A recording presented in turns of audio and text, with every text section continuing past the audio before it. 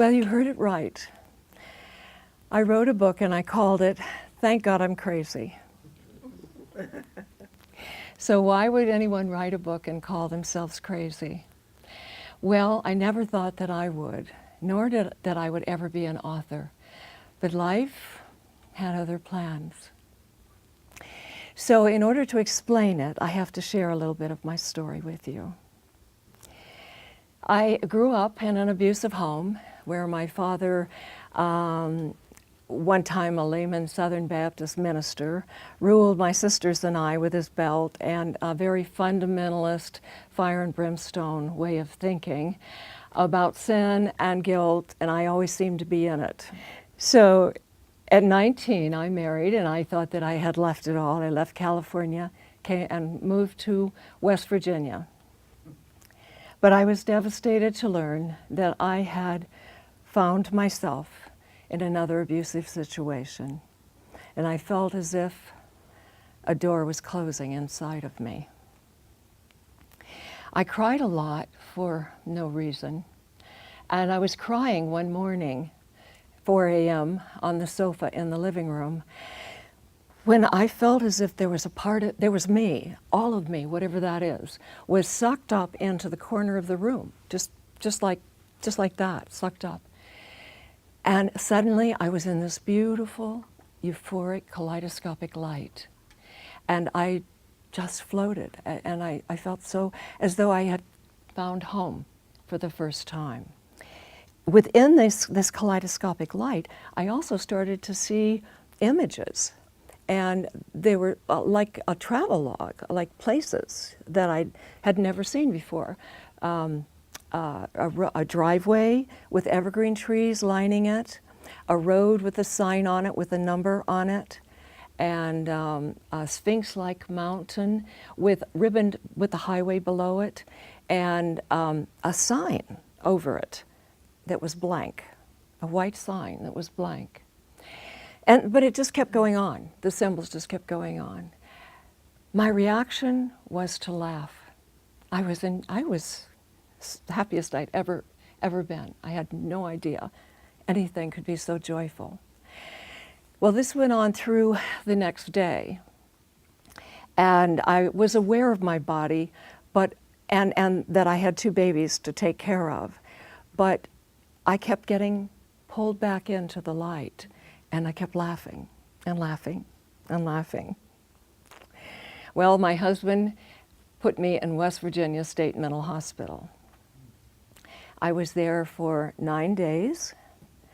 And when I came out, all of a sudden, this world was what seemed crazy, not me.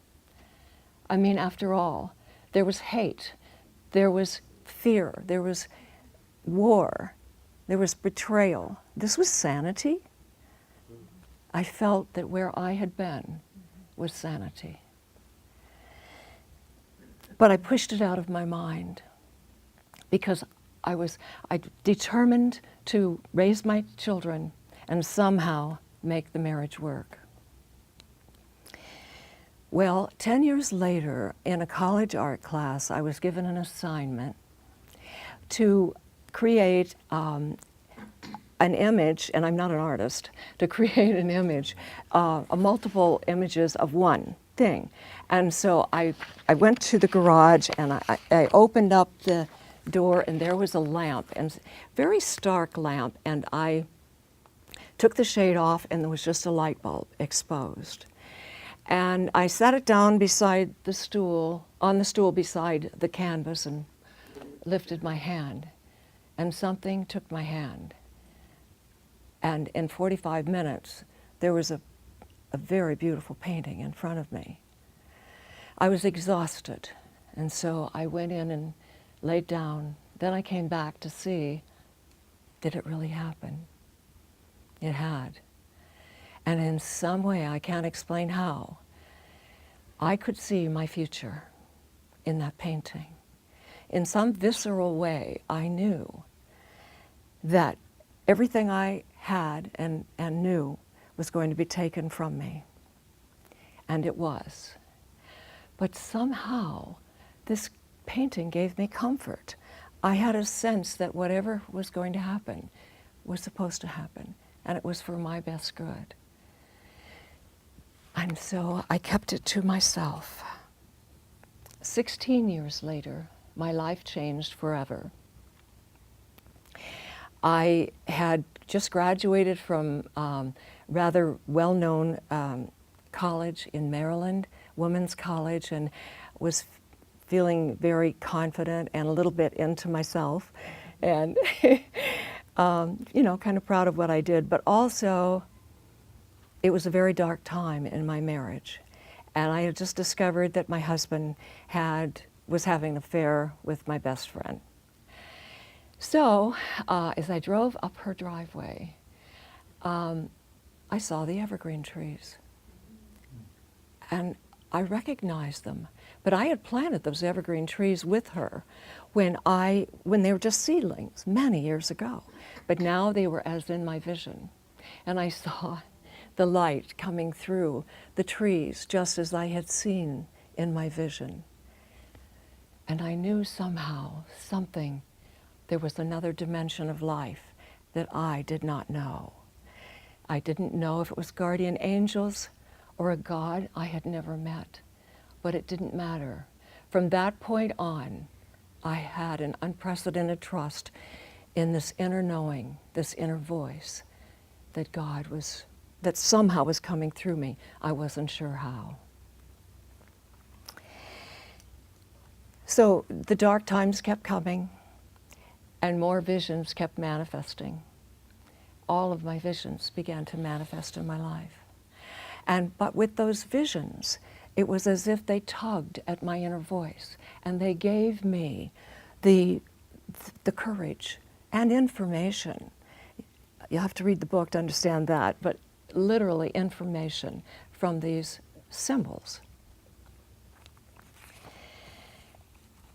So fast forward now to a time when I thought the visions had lived out, and I was pretty much ready to party. Is kind of the way I felt about it. But then I was shocked when I started having recurring dreams that I had had as a teenager, and I saw visions of past lives. I even met people that I knew in a past life. And this all eventually, I came with the help of a therapist and support groups and healers. I came to a hypnotist who helped me, and also at that point I discovered a childhood trauma that I had blocked, that I had been pushing deeply inside of me. I had clutched it, and it was a very, very traumatic time. So somehow, as I looked at it all, it was as if I had given myself a little willingness. Just that, okay, I trust, show me. And these things, people were led to me. I was led to them, or both. And one particular event, you all probably recognize this, but I didn't believe it at the time, a book practically fell off the shelf. And it was entitled Medicine Woman. And it's written by Lynn Andrews. Do some of you know that? I see heads, yes. And Lynn Andrews, by the way, has endorsed Thank God I'm Crazy. But this book mentored me back to a femininity that I had long ago abandoned. And with each dark night of the soul, life got a little better. And the joy became quicker. And the trees were greener, and the grass and the flowers were more beautiful, and my face was lighter. Each time I allowed these darknesses to pass through my life and to bring them up, to not hide them, but bring them up and look at them and then let them go. This was something, I was learning this worked. So One day, the true reason for my visions came to me, and and I understood why I was consumed in joyful laughter. It was at a time when I was sitting in a car by the ocean, and all of a sudden I remembered a childhood vision that I'd had of myself before I'd come into my body. And I was looking down on the earth, someplace on the East Coast. I was actually born in Morristown, Tennessee. And I was looking there, and it was like I was going to dive into a pond, and it was ice cold, and I had no idea how to swim. And so with that vision, I can't explain it now. You'll have to read the book. But with that vision, I knew what it meant to know that we are one. I understood that inner peace comes only through forgiveness, and that joy comes only through love. But I have to tell you, it was kind of put into my face. I had no way to escape it. That was okay. That was all right. But what I found is that love is the law. It works. So as each symbol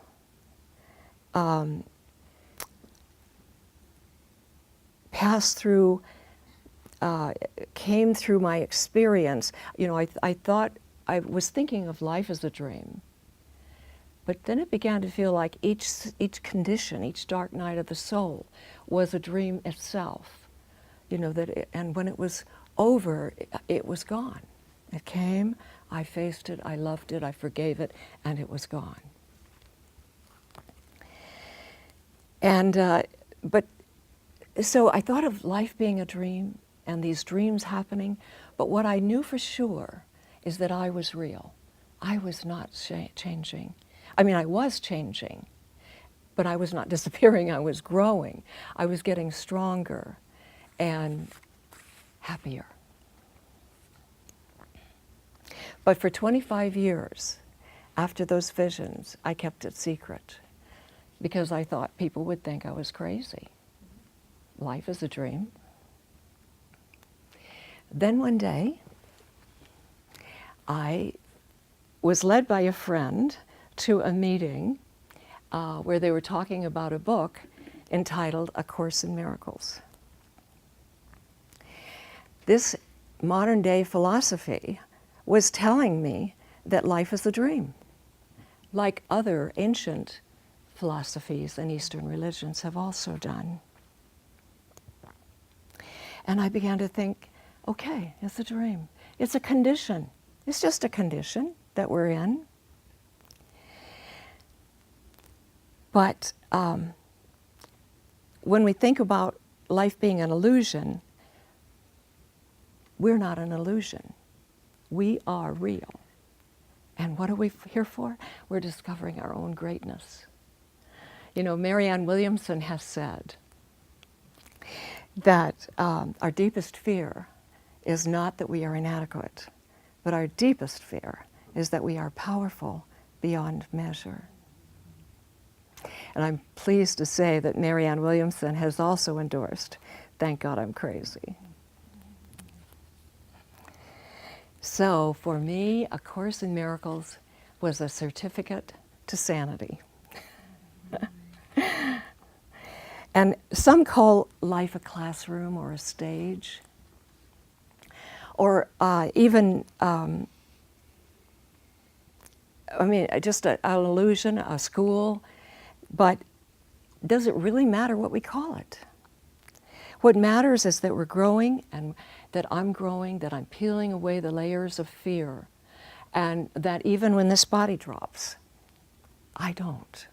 I continue to grow, one lesson at a time and one lifetime at a time, because there is life and only life. So, But nothing could have prepared me for the final revelation. And I stood upon that mountain. And the details are in the book. But I realized at that moment, as I curled my feet into the soil, what it was that I needed to know, what this intended epiphany was. And I'll save that for your reading. And it is something that might sound quite mysterious, but it is very redeeming.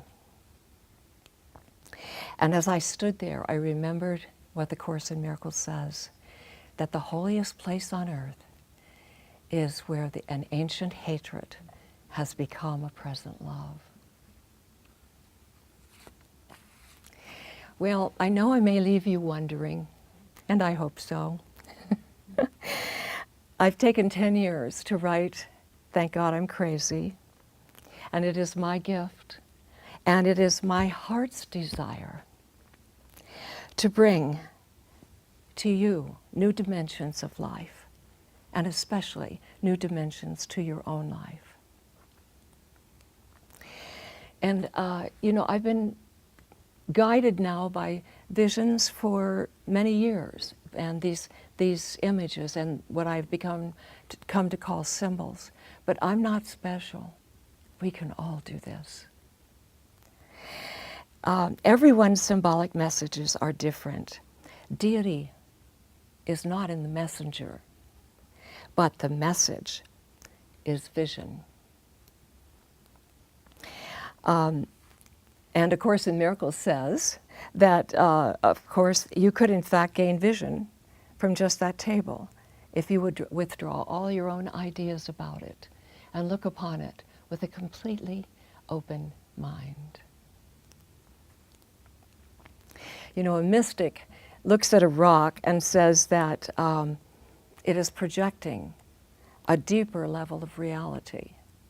But a materialist looks at a rock and says, that's all there is. So we have a choice. We have a choice, and it's all inside of us to be discovered. I do offer workshops for opportunities for opening to your own inner voice, because that's what these images were all about. They stimulated my inner voice, my inner knowing. It was just a reflection of me. And so if we all give ourselves permission and have just a little willingness, then we can be inspired by thoughts that just seem to come out of nowhere. And it's almost as if we're channeling from another realm. And we can make our own dreams come true. You know, we're entering an unprecedented era of consciousness. And A Course in Miracles is a guide in a language of our time. We are linked together globally with technology, and that brings us closer. Communication creates empathy and understanding. And it builds appreciation for the fact that we are all the same. We are all one, and we all want love. So I know why laughter was my first response in that beautiful kaleidoscopic light. The truth was that there is no healthier response to life than laughter. It is transforming. It elevates. You know, A Course in Miracles says, if we're not in joy, we're not in truth.